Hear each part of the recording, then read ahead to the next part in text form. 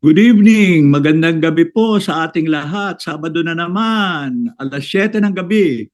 Senior City Kwentuhan, brought to you by Inet Philippines, senior sa panahon ng COVID, Lapis Iso Channel, at Philippine Rural Reconstruction Movement.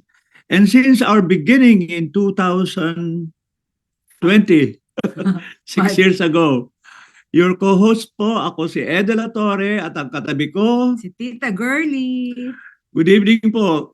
Baka nabigla kayo, tinan nyo, pareho kaming Kunyari, naka eyeglasses. reading glass lang po Reading yan. glass. Pero sabi nga ni Girlie, isuot naman natin para may bago. But later we will explain na may angle na gusto Yes. namin i-emphasize yan. But anyway, tonight po ang ating topic ay part 2 nung ating last time na sinabi natin 40 kwento o 40 stories. Pero sabi nga namin, 40 kwento o Na kwentong may- 40. Na may kwenta. O, dahil nga Oo. 40 years po ng anniversary ng EDSA at 40 years po ng anniversary ng aming civil wedding. No. Kasama yon sa tanong sa huli ng amin ng mga bata. Ay, how did you survive ganung katagal? May natutunan ba kayo na pwedeng i-share sa amin? But saka na lang ho, sa bandang huli yon. Okay. As of now po, ang ating main topic na Dalawa. dalawa na hindi natin na-cover yung iba last time ay ito na nga ho po, itong ang tawag nun, yung Maraming kwento tungkol dito. ito, Mhm. tungkol sa atin ito. West Philippine Sea. Dahil nga po, sa July 12, no, 10th anniversary ng victory natin, tagumpay internationally when the UNCLOS arbitral award ruled the saying lehitimo ang West Philippine Sea o ating exclusive na nasa exclusive economic zone natin Ay ay- atin. atin ito. Pero didiscussin natin. No? Pero the other half ho, na sinimulan Ay. last time, hindi masyadong na-cover, ay yung nyug Coconut. naman. Coconut. Coconut is not a nut. Anyway, sige po. So, without further ado, simulan na agad natin sa una pong slide natin. Ayan. Oh. Una po, sa kanan, thank you ta atin ito na gumawa ng napakagandang poster. I'm Yes. sure AI yan, pero how did it? Maganda pa rin. Paano ba gumagawa? Hindi ako marunong gumawa ng AI. Pwede kang gumamit ng mga apps katulad ng Canva, pwede ka Okay. rin mag-drawing muna o kaya may picture ka tapos ipapadala mo sa Meta AI at gagawin nila, sabihin mo, gawing painting o gawing poster. Yun. One of our future kwentuhan Yes. po, si Girlie ang magpapakitang gilas at kwentuhan ako how to do it. Hindi ako masyadong marunong pa dyan. So ang slogan, simple, pinaglaban natin noon, binabantayan ngayon. At nilagay lahat dyan, no? Pag-asa Island, Scarborough Shoal, Ayungin Shoal, at saka yung Sandy Cay. Sandy Oh. Cay. At syempre, tinan mo sa harap dito, yung si ano eh. Si Lovely Granada. Hindi, dito muna sa poster, si Dada. Si yung Dada at saka si si Paeng. Paeng. Anyway, pero Okay. kaya namin po inilagay yung picture sa kaliwa. Yung send-off last April 30 ba? O April 30. doon sa Manila Harbor, yung Captain Felix Oca, yun ang boat na nagsimula Manila, daladala ang mga volunteers, mga media people patungo sa Pag-asa Island. Took them 2 days papunta po ron. Pero kami po, hindi ho kami Kami ang send-off party. Hindi ho Hindi kami kami- kasama. pinapanig ho kami para mag-send off. Pero pinababa rin po Oh. kami. Kasi bawal daw po ang mga senior. Although strictly speak out, totoo rin naman kasi nasa likod po namin si Erin Tañada, siya ho ang chairperson ng Philippine Rural Reconstruction Movement at rin siya, presidente ng Liberal Party. Ay senior na rin yata siya. At first time namin na-meet si Lovely Granada, medyo sumisikat ngayon na vlogger political kasi very unusual for most people kasi Mindanaoan, Visayan speaking pero with a British accent and takes a very strong stand on the issue of EJK, on the issue of human rights violation and upholding our rights against those who tawagan natin mga tsinador at iba pa.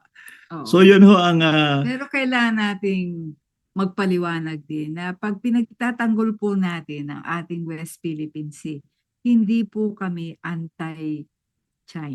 Hindi po hindi po. kami nagpo-provoke na magkaroon ng digmaan. Wala po tayong ganun. Ayaw lang natin na nayuyurakan yung ating karapatan, lalo ng ating mga mangingisda. Ano? At saka tayo po ay isang archipelago. Ang lahat po ng ating mga isla ay nakaharap po sa karagatan. So Mm. hindi po basta-basta natin ipagwawalang bahala po kapag pinapasok po nila ang ating mga municipal waters, ang ating exclusive economic zone. Halimbawa, may malaki po kayong bahay. Pagkatapos sinabi ho nung kapitbahay ninyo, amin din yan. Paano naman ho ninyo sasabihin, o sige, digmaan na tayo? Hindi naman po. Sasabihin natin, sandali lang po. Meron po kaming karapatan dito. Mm. Amin po itong lupa, amin po itong karagatan.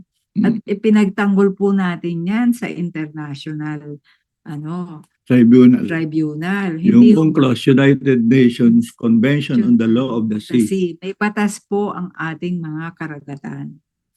Okay? So yan po ang unang kwento sa unang picture. Eh kami ni Gerlit, taga-send off na lang lagi. Although akala ng iba nakasakay tayo sa Pero vapor. meron po halaga. Kasi haba ho kaming tumatanda na, nasa 83 na po si Ed, ako pa Hindi pa naman. 76. Malapit Sa na July pa lang.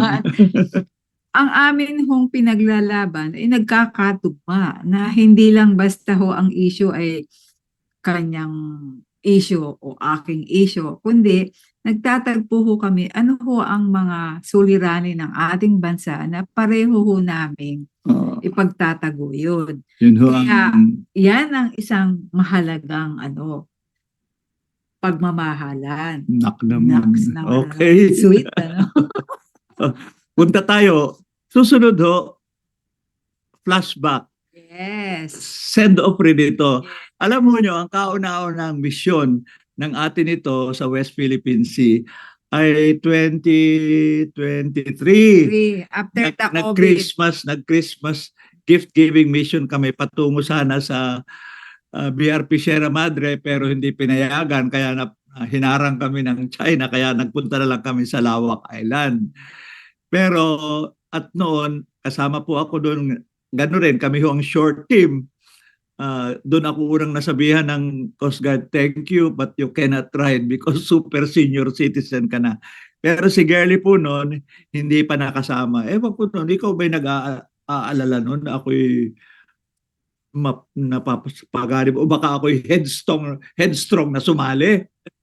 Knowing Edicio de la Torre na laging may pinagtatanggol na issue, siyempre, sa halip na sabihin kong hayo at umalis ka na at bahala ka na sa buhay mo, siyempre ako, lagi akong nag-iisip, paano ko kaya tutulungan ang asawa ko at makarating dun sa kanyang inaayos na suliranin. So, sinabi ko dun sa mga taga-PRRM na intergenerational, sige, sama tayo dun sa send-off, no? So, andito po yung ating mga taga-PRRM, si Kai Santos at si Berna, na pawa po rin silang interesado. Ano nga ba po ang West Philippine Sea? Pero that time, I remember po, kasi Christmas, Christmas mission. Sabi nga namin, maliban sa gift giving, the spirit, emphasize yung kultura ng Pilipinas na may religious element. Yes. Not that everyone is very religious, pero sabi nga namin, kasi hindi sigurado sa weather, kasi pag December, magulo ang weather. At saka safety. So, we try to develop a prayer for safety. At we look, sino ba talaga ang patron saint ng seafarers? It turns out, tamang-tama, ang tawag ay Stella Maris, Star of the Sea. Mary, the Star of the Sea. Tatanda ko, sinabi ko sa iyo, gawa ka naman ng prayer, girlie. Pero hindi mo yata nagawa. Gumawa ka ba naman ng prayer? Meron naman, pero sabi mo nga, Stella Maris nga ang Oo. mahalaga. Mm. So, hindi ko na naman pinangunahan. At saka, ando naman si Father Reyes. Ayun ay Maraming pero ito priest. yung next year after that, yung sa Oo. Masinloc. Tama-tama si Father Robert Reyes, yung running priest, naging swimming priest. Tapos dinala ho niya ang isang statue ni Mother Mary. Pagkatapos, Parang ng Stella Maris image. tapos the other mahalaga Si ito, si Ramon Magsaysay Ramon Award. Magsaysay Awardee po na, si Nonong Balyon, no? Fisher folk leader Galing galing pa sa Mindanao. Zamboanga. At yata siyang naging presidente o naging later party list yata ng pakisama. So yun ho ang next mission. Ang point ho namin, we emphasize civilian mission kasi nga understandable pag may conflict na ganyan, iniisip military agad. And of course, sino namang ah, parang mapusok o hindi nag-iisip na pakikipaglaban ba ang Pilipinas sa China? Laki-laki ng China. Kaya sabi natin, hindi. We don't like any violence or any military confrontation. But we like to assert something that is specific sa Philippines now. We're celebrating 40th anniversary ng EDSA. Ang isang nahubog internationally na power, puhunan ng Pilipinas is people power, however we define it. Sabi nga na, ano yun, yung kanta noon, handog ng Pilipinas sa mundo, mapayapang paraan ng pagbabago. Okay. Ang point naman dito, nasabi ni, mamaya may picture si Paeng, siyang nagsabi, let us minimilitarize ng China ang labanan at kung minsan may tendency nagre-react yung Pilipino, nangangantya ko rin, laban tayo, sabi, hindi, let's civilianize it. Make it normal, ay kung atin, di pwede tayo mamasyal, pwede tayo mangapit bahay, pwedeng mangisda, pwedeng pumunta. So the whole idea is make sure to civilianize yung ating struggle to defend our rights sa West Philippine Sea. So yun ho ang naging first time mo nagkasama-sama kami ni Girlie at saka ilan sa PRRM kasi nung unang taon, yung 2023, ay ako lamang ang nandun sa Palawan. Pero next year pumunta ho kami sa Masinloc. At doon namin na meet uli yung wala si Nonong nandito pero ang key leader ho doon nakasama namin si Canards, no, na sa Masinloc. Mamaya siguro kung makita natin. Ngayon, pagkatapos ho nun, matagumpay, pumunta, halos 100, naharang rin, pero nakapagbigay sila. Tapos bumalik, midnight na, kaya gising kami ni Gerlit. Sinalubong namin yung bumalik na mission. Ayan naman. Tinan mo naman si Girlie, si Paeng, ang tawag namin commander ng ng civilian mission. At yaman si Girlie, naku, smile at siguro si Kai at nasa harap. After midnight ho yan, dumating. Sabi niya, kamusta kayo? Pa yan, early morning. Kasi kwento nun, nung the previous day, birthday ni Paeng Kaya sabi niya, on my birthday, I will swim in the West Philippine Sea. Except pag swimming niya, nalaglag yung kanyang cellphone. Mabuti na lang, nasa cloud. Kaya may mga picture pa siyang na-recover. Otherwise, sayang. At si Father Robert naman, na running priest, ay nag-swimming priest, ay hindi niya akalain. May rip current. Ang lakas ng kaalam mo with the recent kwento sa Ateneo. Oo. Sabi ho niya noon, konti na siya, akala ho niya, nanalangin na siyang taimtim sa Diyos. Diyos ko, dito mabanyo ako kukunin. Tapos nag-bless pa sila ng miraculous medal, itinapon. Mabuti na lang na nahigit siya ng mga iba. Otherwise talaga, it could have been also a tragedy. Kaya hindi ho ganun kasimple. Tayo, land animals tayo. Si Girlie nga, takot yung Huwag mo na sabihin yun. Huwag mo na sabihin yun. Hindi man ho ako swimmer. Mahirap na ho sapalaran sa... Pero yung whole point, ulitin po natin, eventually sana gusto natin there will be excursion, there will be a regatta, sports fest, at more important, sa day-to-day, makakapangisda ng mapayapa ang ating mga Pero mangingisda. nakakatuwa po ang dami pong mga kabataang nag-volunteer. At Mm, yun nga, sumapay sila sa regata. Halos 100, isang daan at isang na daang mangingisda rin. nakarating sa Masinloc. Masaya po ang ang advokasiyang ito.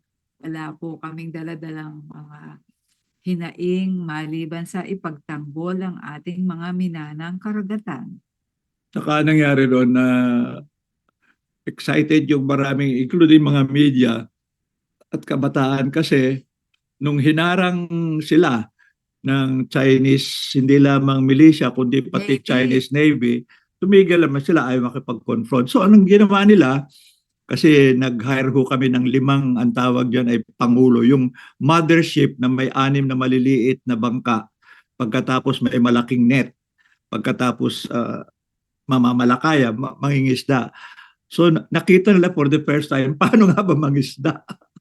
At pagkatapos, nung nakahuli ng marami, ang sarap-sarap sariwa raw na Paano kakainin? kakaining sinigang at inihaw, ganon.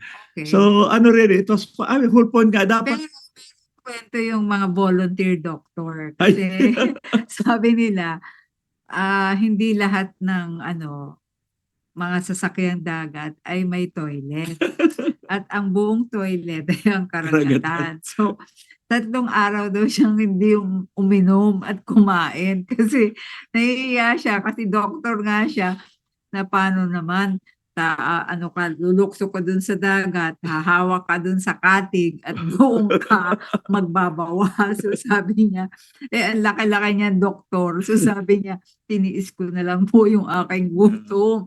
Kasi iniisip ko, oh my God, bukod sa nakakahiya na nga raw tumalon, tapos magtatagal ka pa kasi ninenervyos ka, ganyan. So inisip na lang niya, magpa-fasting na lang ako. so there was fun, there was Yeah. challenge. Pero ang whole point Kwento. nga natin is, dapat hindi na big deal ang pumunta, Yeah. but right now, kailangan. In fact, bagamat karamihan ng tao iniisip ang labanan dito ay narrative, Facebook, YouTube, TikTok at iba pa. Pero tama rin yung sinasabi na ang unique ho sa atin ito, maliban sa patuloy nating communication, there are certain ang tinatawag nila communicative action, Yes. certain action na. Yes. Pero ang hirap mag-gather ng resources, makikipag-coordinate ka sa security forces, ano ang tamang time. Sa unang pagkakataon po, dahil ho si Ed ay naging political detainee, ang joke po ng national security officials, the hunted and the hunting. The hunter. The hunting team. Kasi nga, buong security forces Pero sinabi rin natin sa kanila kasi nung sabi, baka naman akala nyo kami dahil aktivista, marami kami issue sa gobyerno, kami will embarrass you or will create pero sabi ko, it's rare na yung activists who have their own social positions at yung government nagtagpo ang position. Of course, it would not have happened in the previous presidency. No. Yun ang dilemma nga. I don't think we could have managed an atin ito mission before that kasi mismong ibablock tayo ng sarili nating forces. At this time, nandun na nga ang China, kahit paano umalalay ho sa amin ang ang Coast Guard, no? Para lang Parang insight ko nga dyan, sa pagbabago po, nagbabago rin po ang relasyon natin.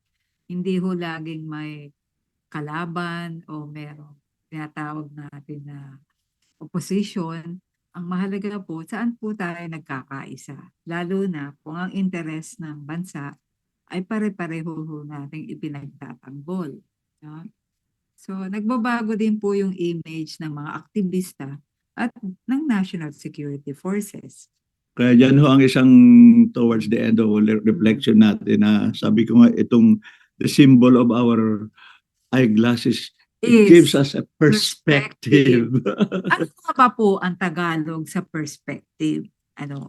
Saan po ba natin hinuhugot yan tinatawag na perspective? Pananaw, iba-ibang point of view, or tawag ko sa English ay get the larger picture. Anyway. O next. So, stop doing too philosophical.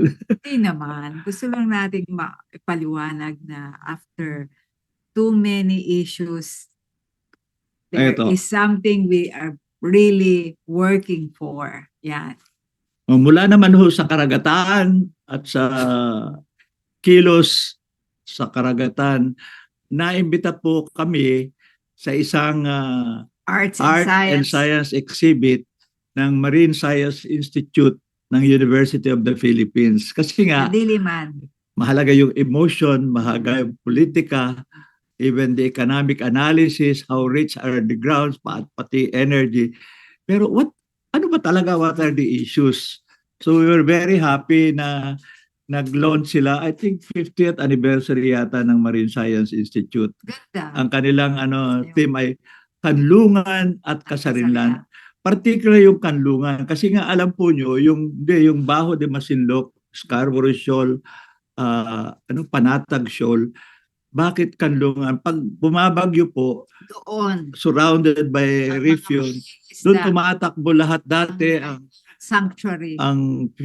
Filipino fisher folk, Ang Vietnamese Coast Guard. fisher, pati Chinese, Oo. dati raw talaga Lahat sila. nagpapalitan pa sila ng Basta huli-huli. pag merong malaking bagyo, doon po lahat sila Sumisilong, kanlungan nga. sumisilong. Yun. Problema nga dahil mula Ngayon, noon, hindi na. binablock ko. Kinungkin na po nila. Kino-confiscate ko pag may Pag nahuhuli. nangingisda po ang ating mangingisda, kinukuha po nila lahat ng nakuha. Samantalang dati po, pinaghahatian pa nga po nila yan. Pero ngayon, ang sagot nga nila, superpower na kami. Yun po, nung tinanong po sila ng mga mangingisda, bakit po nung unang panahon, tayo ang nagtutulungan? Kapag may mga bagyo, dito po tayo kumakandong. Pero ngayon, bakit pinagbabawal po ninyo ang aming pagpunta rito?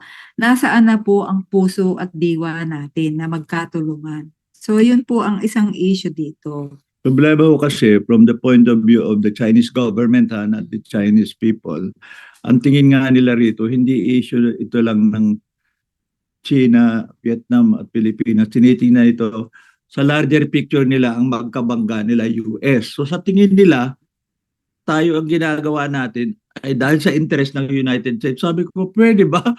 Ayaw nga namin dati ang US bases rito at American dominance. Ang point, pero ngayon, ay bakit kayo ang nanakop? Ngayon, kung ang US ay tutulong, sabi nga namin, wala kaming ilusyon na gagawin nila ito dahil sa mahal tayo, kundi interest rin nila. Ang problema, maiipit tayo. Kaya kung minsan may mga kaibigan rin kaming aktivista na sabi, ano pa kayo? Kayo ba'y pro-US, anti-China? Sabi, hindi.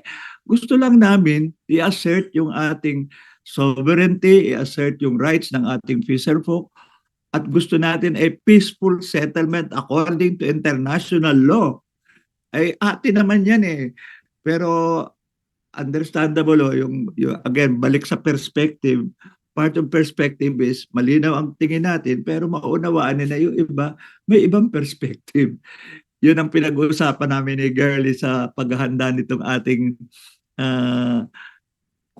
episode na ito. 40 Talagang may kwento. Hindi naman as if naging mellow ba tayo o naging napanghinaan na ng alab ng puso, kundi mas inuunawa natin saan ang gagaling. Mas masalimuot po ang nangyayari. Kaya kailangan po namin linawin nasaan pong yugto ng aming buhay ang pagtingin namin sa mga ganitong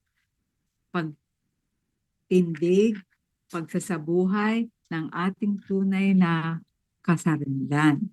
Independence, sovereignty, diba? The day after June 12, kaya nga pinili namin po itong topic na ito.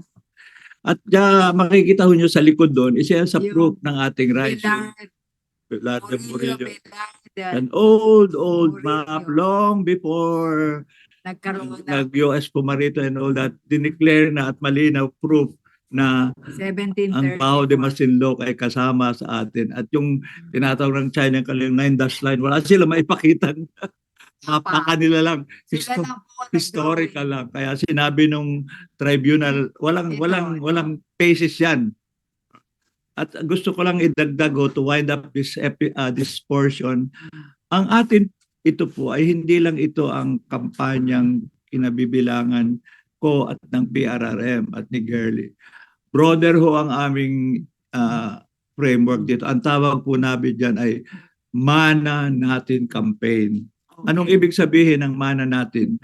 Mana is the Philippines is a maritime and archipelagic nation. Mana natin, our heritage.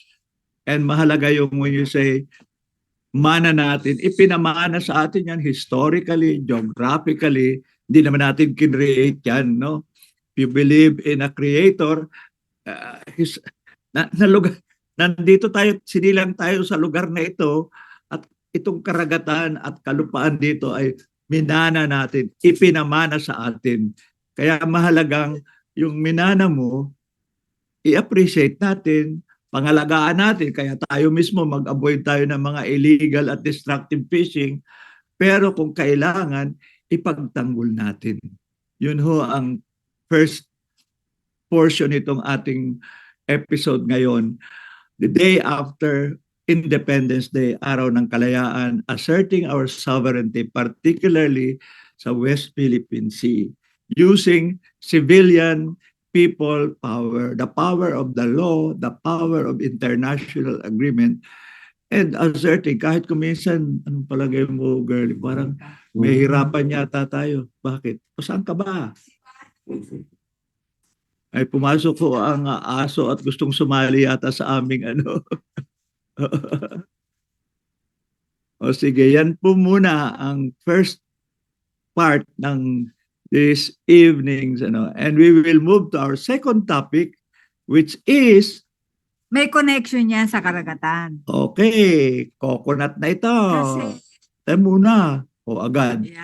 Tinan mo naman ang Oh, sege rito. oh, It's about coconut, pero ang Yes. pinakita ko muna ho ay, ay tubig pa rin. okay. Kasi nga, kami po, again, part of our 40th anniversary, Ay dumalaw sa Amparitas. inimbita po kami ng aming kaibigan, si Buboy Barbosa, Barbosa. at si Bembem Balibrea, dating PCA. Pareho silang dating PCA. Ngayon, parehong retired na. Amparitas at nagtitraining po ng White Cobra. Oo. Pero may kwento akong maliit. Nung Ano? tinatanong natin, saan ba talaga nanggaling ang nyog?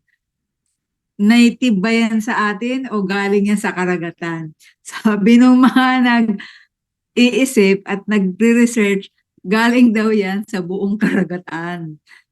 Hindi, galing sa ibang islas, pero dumating sa Pilipinas. Kasi nga sabi nga, di syempre, inanod yan ng Agos. Kaya sabi nga nila, yung dumating sa Pilipinas, yun yung ano, sabihin natin, strong and hard. Kasi hindi sila nalunod, hindi nabulok. Kaya in a way, kumbaga, ang coconut sa Pilipinas is ibang klase. pinanggalingan sa survivors, Yes. dumaan sa testing. Kaya hopefully, it will also overcome yung mga bagong testing ngayon. Yeah. Pero pagkatapos po noon, kasi yung Amparitas po ay nasa Hinatuan, Saan ang hinatuan? Sa Surigao. Surigao del Sur. Okay. Pagkatapos po nung aming training doon, at saka grabe yung Enchanted River. Ang ganda, kitang-kita ko niya. Ganyan talaga ang kulay. Blue o turquoise, kayo, greenish. Tapos, pero dinala ho kami ron ng one of the children and daughters ni Buboy at yung ang mother ho nila ay Amparo, kaya Amparitos ang tawag sa organization. Si Erica Barbosa. EJ ang tawag, Erica Jane yata, no? Alam mo nyo, dati ang plano niya maging piloto. Hindi, marunong na nga siya magpalipad ng aeroplano. Pero ngayon ho, nag-commit siyang tulungan ng kanyang parents na mag-commit talaga sa coconut. So anyway, pumunta ho kami ron. Bakit mahalaga ang White Cobra? Punta muna tayo, ano ba talaga ang nakalagay na picture dito? Ayan. Yung unang picture sa kanan, kalahati, ayun yung seedlings. Ano, alam mo nyo, ang coconut po, di magsisimula kami yung seed nut. Ngayon ang bilihan dyan, kuminsan 15, kuminsan 20 pesos. Pagkatapos ilalagay mo sa nursery, didiligan, aalagaan. Pag Lumaki na, tumaas na yung mga 2 feet and all that, pwede nang bibili. itanim o binibili ng PCA. So sila may Magkano? 95 pesos po. Kaya ang PRRM news mo baka sa darating na buwan, sa Marinduque po meron kaming proyekto with PCA Pero na punta muna tayo pero dito. ngayon ang katabi naman picture rito na pinuntahan namin, ayan ako isang tambak kasi yung ang kopra po, ang alam natin yung kopra yung tapahan lang na sinisigaan na tuloy-tuloy na mga Wala ba tayong buong picture ng tapahan? mamaya pero Hmm. nakapagtayo ho doon ng pag pag-cook ng white copra at Pag horno, pag ang kanyang pagluluto. capacity bawat salang ay 4,000 nuts kaya nakatambak ho rito yung kasi ididihas mo na yan, Tatanggalin bibiyakin, yung bunot, tapos tatanggalin yung laman, tapos pagkatapos hahatiin tapos yun isasalang sa i-horno. eh Lulutuin mm, ng 6 na oras sa unang lutuan. Pagkatapos pagkatapos papahingahin, ng 6 na oras uli. tapos another 6 na oras pa rin. Tapos titingnan ho yung pagkakaluto kung may moisture pa ba po o nasunog ba. Pero ang mahalaga po dyan, kailangan po ay tamang-tama po yung nyug. 12 months old. O yun ang bagong natutunan natin. No? Oo. Dapat eksaktong 12 months old yung nyog. Tamang-tama. Pag 11 lang, tapos niluto mo, ang lalabas tawag nila goma. No? Pero pag 13 months naman, Na pa yung nagkaroon ng masyado ng sugar kasi may, di ba may sabaw yan sa loob, may cocoa water, ay may sweetish yun eh. Ay natutuyo. Ay, so nangyari pag finire mo, nagkakaramelize. So, di rin pwede. hindi naman sa hindi pwede, pero mas mura, binabawasan ng trader kasi binabawasan ng oil mill ang bayad sa koprang So idinideliver. pagkatapos ng 6 na oras na hinuhurno, another 6 na oras sa pagpapahinga, another 6 na oras na naman sa ikalawang paghuhurno, yun po, makikita po ninyo na napakaganda po nung white copra. Yan po. O yan po, no? Nasa itaas po yung si Boboy Barbosa, pinapakita hango niya. Ang maganda ho sa Amparitas, ang training doon, may lecture siyempre, may calculation sa whiteboard, pero may actual demonstration. Nakikita mismo ng mga trainees yung paano patong-patong ilalagay yung at paano magsiga sa ilalim pagkatapos may byproduct pang magagamit yung uling talagang wala ho ako pag nakikita ang actual tapahan. First time ako nakakita, matrabaho talaga. Biro mo, kung 4,000 hati. So, 8,000 piraso yun. Yung sa ilalim pala, nakatihaya, yung baon nasa ilalim, gano'n. Yung sa ibabaw, nakapatong. Pagkatapos nung unang 6 hours, mga 1/3 pa lang nun ang luto na. So, kukunin, tapos sisigaan uli yung iba. Napaka labor intensive. Kaya hindi po kaya ng isang magsasaka o magnyunyog. Kailangan po meron pa siyang mga maraming tutulong sa kanya. At yun nga po, ayos na ayos po ang paglalatag. Hindi po pwedeng itatapon na lang at bahala na lang maluto. Tapos, yun pong lulutuin na mga nyug na bao, yun din po ay isang produkto. Magiging po siyang uling. Fuel. So pagpasok po nung dalawa, may produkto na agad po yung white copra at yung charcoal, yung uling. Pero totoo po talagang pinag-isipan po paano ho ang pagluluto ng white copra. Kasi, hindi po bara-bara o hindi lang ho yung dati na binibilad po sa pwede naman kalsada, sa araw, sa pero araw. Pero o kaya sisigaan mas gabi. Isipin po niyo ito. Siyempre, si Buboy po ay nakapag-ipon naman siya ng sariling pera at saka nagbibigay siya ng training. Kaya nakapagpatayo siya ng isang ano.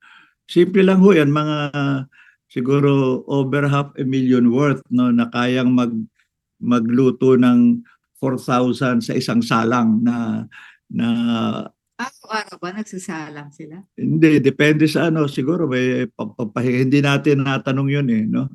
Mm. Ah, pero inisip ko yung karaniwang magnyunyog na maliit or kahit co-op sila, hindi nila kakayanin yan eh. Kaya nga, ang usapan namin doon, lalo na ho ngayon, yung natutunan namin kina Bembem, na dati ho siyang in charge sa PCA ng ano, international markets, ang European Union po na isang main market natin, next year ho magiging stricto ang standards, hindi tatanggapin ang crude coconut oil na, May na moisture pa. napiga mula sa kopra pag masyadong mataas ang moisture content o mga iba pang mga pollutants, ganun. Kaya ang point sana ay dapat ang gobyerno tumulong, hindi lang mag-inform, kundi mag-support ng ano, pagtatayo ng ganyang mga white copra processing plant, no? Kasi Pero nga, ano pa ba ang kailangang maintindihan ng mga magnyunyog bukod sa uling at saka sa kopra? Para saan pa ba sila magkakaroon ng pagkakakitaan? Lalo na kung ganitong ang Europe ay nagkakaroon ng mas mahigpit na standard kung paano nila bibilhin ang produkto natin. anyway, siguro ilipat natin sa, at mas mahaba na ng discussion yung mga issues na yan. Papakita lang muna natin yung picture ng ano. Yung mga nag-training. Ito, nag-training yan, yung mga, siyempre, alam mo naman na Pilipino, ang training kahit paano, may t-shirt. Hindi po sila dilawan. Nagkataon lang na gusto nila ay madilaw na t-shirt para kita agad sila. Yung Coco Levy Fund ho na supposedly magsusuporta ng CFIDP, yung Coconut Farmers Industry Development Fund, ang isang ahensya na binibigyan ng pera para gamitin ito at tumulong sa industriya at mga magnyunyog ay ang Agricultural Training Institute. Nag-finance ng training. At sila ang nag-finance dito. Pero yung pumili ng mga coconut farmer leaders, most of them leaders ng coconut farmer co-ops, ay siyempre yung PCA mismo. Dapat sana ang isa pang magbibigay dyan, yung dati kong ahensya, ang TESDA, Technical Education Skills Development Authority, na-meet rin namin yung taga-tester pero wala sila rito. Ito ay parang picture lang namin ng mga trainees. Mga nyog. Nandito sa kabila yung naka-blue si Buboy Barbosa. Ah, Yung nasa likod ho, hindi naman siya, si Bem.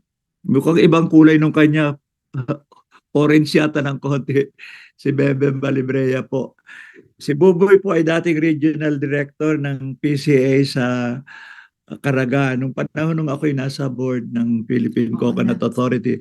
At si Bembem naman ang talagang expert ng Ngayon, PCA may para sa sinasabi mga global market. namin, sa lahat ng produkto ng ating magbubukid, ng ating agrikultura, napakataas ng pagtingin at pagpapahalaga sa palay, sa kanin, sa rice.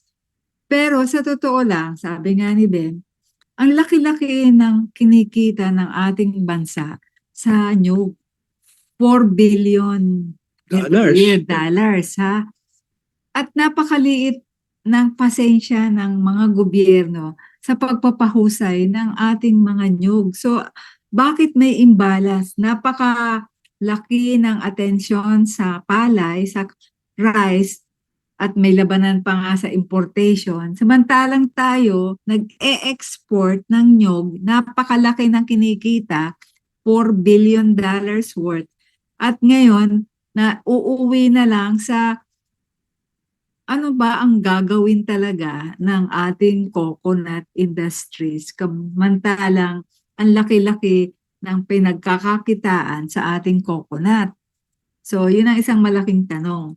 So, ngayon, merong mga dumarating na mga balita at nandito nga yung mga ilang Mamaya muna yan. Ako muna ay mangungumpisal. ano, Ano ang pangumpisal ho? Nung ako ho'y consultant ni Secretary Alcala sa Department of Agriculture, bumisita ho sa amin si Ka-Oka Castillo, isang advocate kasama ni Bobby Tañada para sa Magninyog.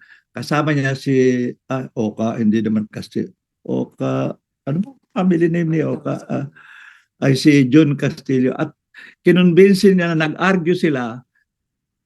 Secretary, sabi niya, pag kopra lang ang gagawin natin, eh hindi makakaahon sa kahirapan ang mga magdinyog. Kailangan hindi lang yung ah, laman ang gagamitin at lulutuin tapos gagawing crude coconut oil tapos ibebenta na mura. Although yun ay gagamitin pagkatapos gumawa ng sabon, gumawa ng pagkain, di ba pa? Kaya pinush nila noon from copra to fresca. Gawin natin ay whole nut, no? Ididihas mo, i-deliver, pagkatapos yung tubig ay gagamitin for drink, yung laman ay gagamitin desiccated coconut, in other words, pwede rin gawing virgin coconut oil. So maraming higher value products. Parang pareho teka. kami, hindi, pareho kami nakumbisi. Pero that time, inisip ko tulad ng iba, lagi itong mga bagong produkto. Maganda nga, pero ang punto sa amin ni Bemben, maganda nga, marami mga bagong products. Pero the one single biggest, halos kalahati ng produksyon ng Pilipinas ay kopra pa rin. So, hindi naman matahin mo at baliwalain kahit eventually, hopefully, gusto natin higher value products. Pero wag mo i-neglect yan kasi dyan pa ang pinakamarami at dyan pa rin bihasa ang karamihang mga magninyo. Kaya sinabi ko, kung minsan sa pag-appreciate itong mga bago, yung sense of proportion, ito maliliit pa lamang ang nakikinabang dyan, bagamat mahalaga yon. Sabi ni Ben, di daw 4,000, 5,000 net. Ay, sorry, we stand corrected. 5,000 pa lang. Lang sa drying dyan. Meron din pang ibang dryer na sun drying, sabi niya. Oo nga, pwede rin ho palang may plastic lang. Pagkatapos ang, kasi pag sun, pwedeng na rin, nag-evaporate. Nag-evaporate. Pwede pa rin patuyuin. Mm-mm. Kasi nga kung ang karamihan na magnyunyog ay nagtutuyo dahil sa araw, dapat yun ang tingnan din na ano pa ba ang maitutulong sa kanya. Hindi naman ho natin sinasabi na lahat magkaroon ng ganitong facility. Kasi ang mahalaga, nasaan po lahat ng ating magnyunyog at paano po natin mapapahusay ang kopra natin. Kasi karamihan nga ng 3.5 million na magsasakang magninyog ay nasa kopra ang kanilang production. Yun nga ang observation ni Yes. Bembem kasi dati ho siyang galing sa DA, so alam niya yung overall. Sabi niya, alam mo kung minsan tayo, depende sa uso, depende sa hype, takbo agad. Ang durian, may market. Ngayon, ube. Pero Everybody's into ube. ilang milyones lang na peso siya. At Oo. saka bago na naman, magtatanim ka pa. Ay ito nandyan na, kailangan lang i-improve yung proseso. Kailangan balik tayo, yung sense of perspective. No? Kasi nga, hindi ito usapin ng kawawa naman sila, mahirap. Diyan na ang handa, nandyan na, nakagawian nila, kailangan ang suporta, matuto ng bagong teknolohiya. Kaya nga, ang punto niya, sana mas marami pang ganyan mga training facilities. Ang joke nga yan ng isang dating taga-test ng kakilala ko po, alam mo Ed, sabi niya, pag walang actual na practical na makikita na hands-on ng mga trainees, ay kahit ang ganda ng iyong PowerPoint, maganda, ang tawag niya sa hindi yan technology training, technology raw lang yan.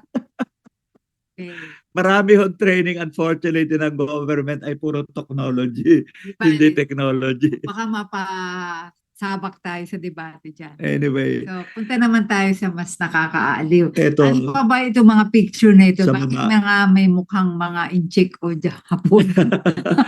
Noon kami pumunta sa Amparitas, Dumaan muna kami pinadaan kami one day earlier sa Davao. Kasi sa Davao po, merong very important signing ng Memorandum of Agreement sa pagitan po ng isang kumpanya na marami, kasama ho si Nabuboy dyan at iba pa taga Davao Sur na magpuproduce ng iba't ibang produkto at kasi in the end, yan ang problema lagi sa ating mga NGO. Bagong technology, may market ba? Kasi kung walang bibili, walang mangyayari. Dagdag na gastos. Gusto nilang bilhin sa Biro mo yun hong isang malaking Oo. trading company sa Japan, sa loob ng Fukushima. isang taon, 4 na produkto ang natesta Kailangan. nila at meron ng market sa Japan. Ang una siya? po, cocoa sugar o cocoa sweetener. Sweetener. Galing ho sa tuba, sa ano yun? Ikalawa. Cocoa sap yun. Pangalawa, cocoa vinegar. So hindi yung acetic acid lang kundi Hindi. organic yan, no? Pangatlo, cocoa milk. Milk. Yun ay Skim galing milk. yun sa Skim milk ba? galing sa hindi skim milk. Bata. Skim milk ay sa Okay. baka yun eh, basta milk. Ikaapat bukayo. Yung cocoa sweets, ano. Oo. Biro ho yun, Yung tinest apat na nila, yun. maraming gustong bumili. Sabi nga nila, may market kami, may technology. Wala naman kami coconut. Ngayon, ang problema, saang lugar maraming magnyanyog na organisado at may kapartner na business people. Kasi nga, ang PRRM ho, tulad tayong mga aktivista, traditionally, farmers ang focus lang natin. Then we realize, so, dapat farmers and industry. Kasi tawag ng industry, pag walang farmers, wala rin kami. Pero ganun rin po, pag walang industry, hindi naman yung farmer as farmer, mabebenta na yan. Kailangan may processing, kailangan may marketing, plus packaging. Kaya yung partnership po ng farmers at business Industry, people, yun ang mahalaga. Kasi yun ang tawag nila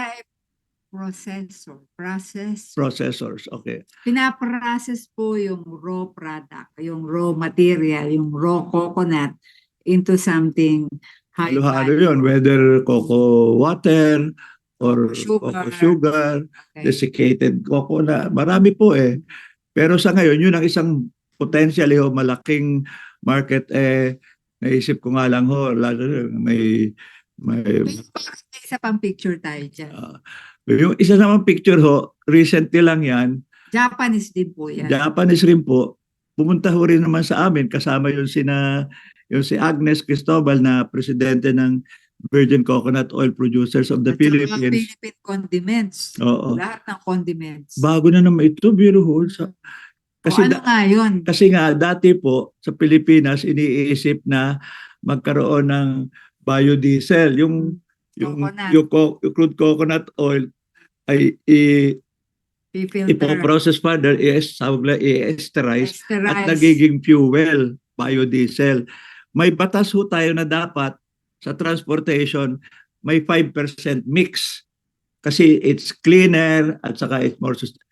Pero akala namin yun lang. Biglang may dumating at sabi, alam nyo, sa Japan, yung ang tawag na yung Kansai Power Company with Osaka University, nakapag-research over the years at nakadevelop sila ng teknolohiya at makina na, may demonstration machinery ito sa Pilipinas. Ang gamit ay coconut. 100% fuel po ester. ay what we would call cocoa diesel. Yes. Sabi lang, ang laking potential nito. Kaya lang, wala silang nyog, wala silang coconut. So, paano nila ipoproduce yung bagong source ng fuel? Kaya ngayon, nakipag-usap sila sa amin at sabi nila, gagawa na sila ng business feasibility study at titingnan nila aling mga isla kung saan doon nila tutulungan na magkaroon ng supply. Ang una lang target nga ay mga islands kasi sa mga isla wala yan sa grid, walang submarine cable. So ang kanilang electricity ay bunker o kaya coal. Mahal-mahal at marami patay sindi kahit sa amin sa Mindoro kulang na kulang. Kaya malaki ang potential. However, let's be realistic. Yes. Siyempre yung mga entrenched companies na may long-term investment na sa hydrocarbon, petrochemical, hindi kadaling bibigyan. Kaya bagong larangan po ito. May potential, Pero again, sense of perspective, not every good thing, potential thing will be aware. What is good news for some might be threatening to others. So now we have less time for other coconut products, but for this period, let us all support our coconut producers, especially the copra. Kasi 80% po ng ating mga coconut ay galing sa copra. Ito. Ganun ba? Hindi ko na alam. Sabi ni Sige. Ben, Okay, di ko akalain ganun na pala. Anyway, puro 10% is contributed by desiccated and other integrated processing. yung mga new products po, 10% pa lang. Yung traditional na pwedeng sabi, low value. Totoo, pero magsimula ka sa meron. Tapos i-improve natin po, yun ang habol natin. We're winding up, last 10 minutes po natin. Ang last topic po natin sa senior city ay yung sinabi namin. Kaunti naman pong romansa. may mga bata ho, maraming questions sa amin. Yung atin ito na kabataang binigyan namin ng ginhawa retreats at yung mga interns ng CABSU. Sila Gen Z. At talagang para sa kanila ay natutuwa po silang magtanong na pwede po ba naming malaman paano ho kayo nagkakilala at hanggang ngayon po nagkakaroon pa ho kayo ng mga ganyang advocacy. Kasi nga ang tanong nila, lahat naman tayo dumadaan sa various stages of our life, lalo na pagbata tayo. Sige. Pero sabi na, itong mga thunders na ito, 86, ako yung 82, 83, paano nyo na-maintain over the years na interesado pa kaya sa mga sa different ginagawa. issues at interesado pa kayo sa isa't isa? Eh siyempre wala naman hong simpleng sekreto yan, Hindi no? po.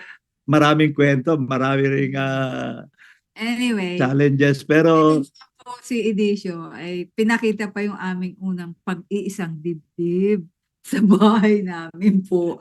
Kasi nakahanap ako ng picture, hindi ko akalain kasi nga, alam po nyo, 86 po, na-release ako sa preso. political prisoner po hindi criminal. Siyempre po, talaga namang committed na kami ni Girlie sa isa't isa. Mahabang kwento yon. Pero hindi ako pwedeng magpakasal sa simbahan pa dahil kailangan ko pa mag-apply sa simbahan ng laicization. Yung kailangan parang tatanggalan ako ng lisensyang pare.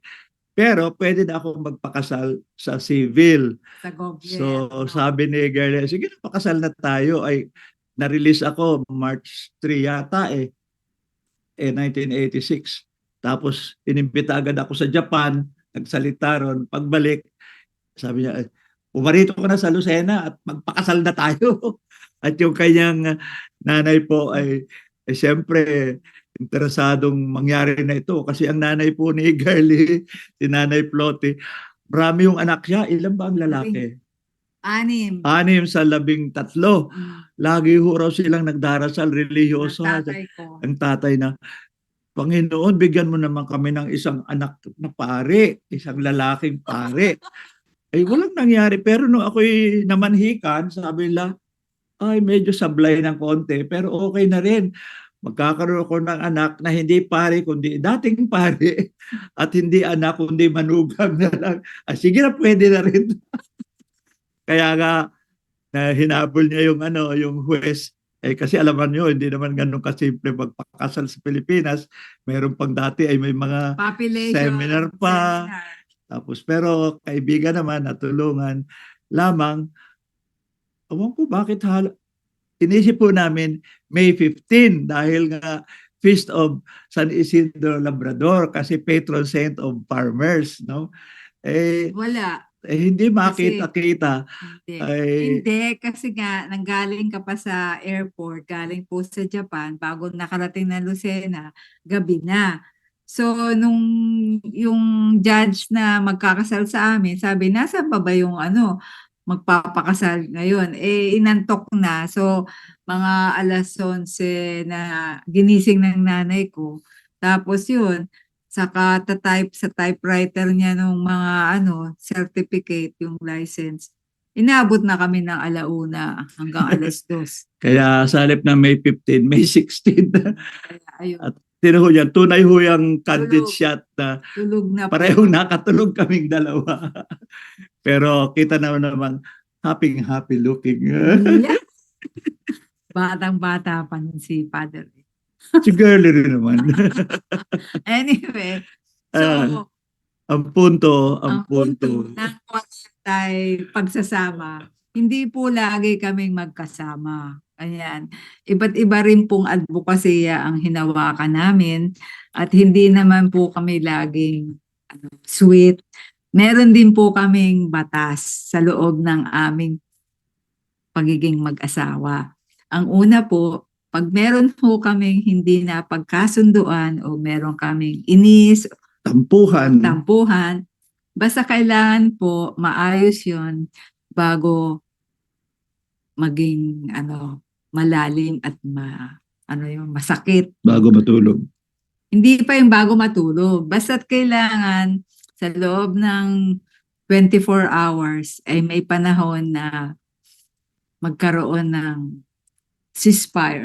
No, hindi naman kailangan kasunduan okay na okay. Pero Wala pong tapunan ng Tama. mga plato. Wala pong pagbabalibag ng mga gamit. Basta may panahon ho na, o sige, kanya-kanya po ng tahimik muna. Oo. Walang Alam mo naman, marunong kang makiramdam eh. meron ho siyang sinasabi na bago ka magsalita, kailangan mas superior yung sasabihin. Yun ang aming dalawa Yan, kami. oh, May yan. dalawa kaming Role. saying na Oh, marriage is a lifelong conversation. Kasi pag hindi na nag-uusap, yun. tagilid na yan. Pero at the same time, Bago, before speaking, make sure that Yes. your words are superior to your silence. Yes. Kasi pag hindi mo tinansya, baka lalong nakakasakit. Even if it's in the name of frankness and truth. Sabi nga nila, relationship fragile rin kahit na built over the years. kahit na Tinitimpla mo rin. kahit na dumarating sa punto na nagpaalam ka naman o nagsabi ka naman na ito yung gagawin mo, mawawala ka ng 1 linggo, ganyan. Halimbawa, nung kami ay naglalagalag pa sa iba't ibang lugar, walang cellphone noon, walang telepono, walang telegram. So, hindi mo malaman nasaan na kaya itong aking kabiyak. Buhay pa kaya yan? O kaya may nangyari na naman. So, siyempre, sa pagitan namin, kailangan meron din kami isang rule na kung may matagal kang gagawin at mawawala ka sa bahay, magpaalam ka ng maayos. At kung hindi ka nakapagpaalam, magpaabot ka nasaan ka. Kasi minsan may nangyari ng ganyan. Nasa ibang bansa kaming pareho, wala namang internet doon, walang telepono. Aba, yung pala ay nasa South America na itong asawa ko. At hindi namin alam ano na ang nangyari.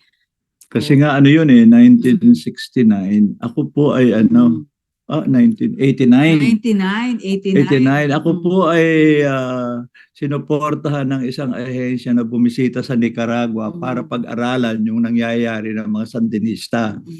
Pero pag-uwi, na bump off sa Colombia. Nung panahon pa naman yun, attempted coup d'etat sina Gringo. Kaya nga. So lumabas sa headline, ganun. Ay walang cellphone noon.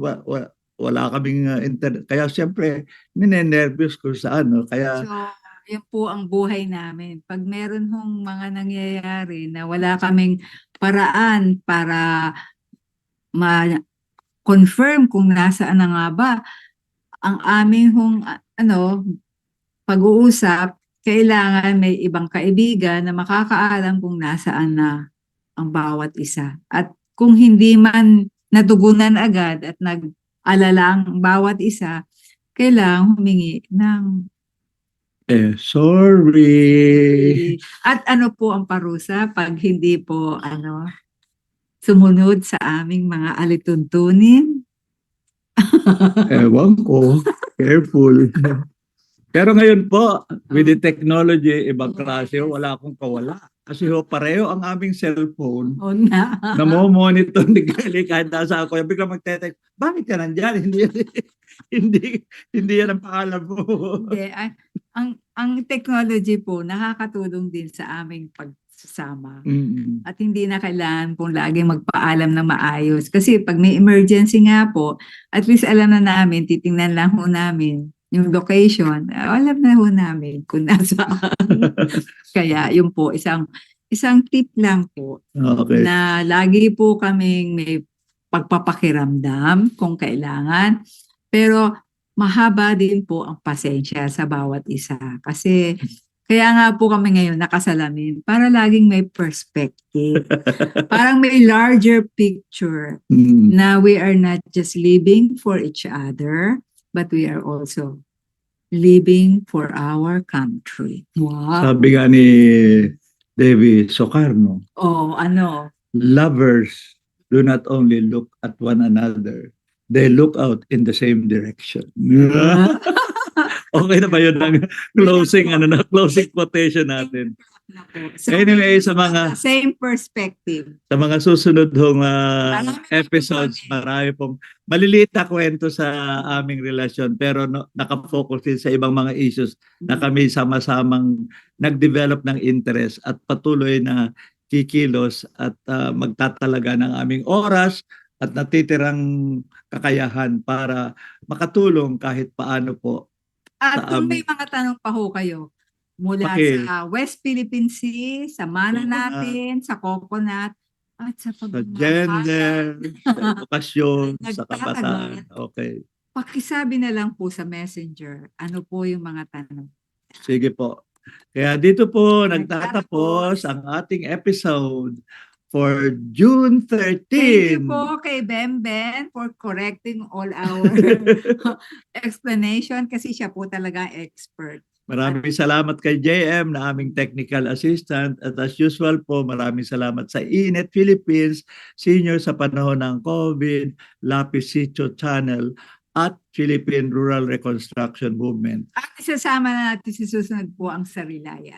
Hanggang sa susunod pong Sabado, muli Yes. sa 7 o'clock, Senior City Kwentuhan. See you then and More enjoy news the rest stories. of the weekend. Yes. Mga kwentong, 40 kwento. Yes. Maraming salamat po. Good night. Bye-bye.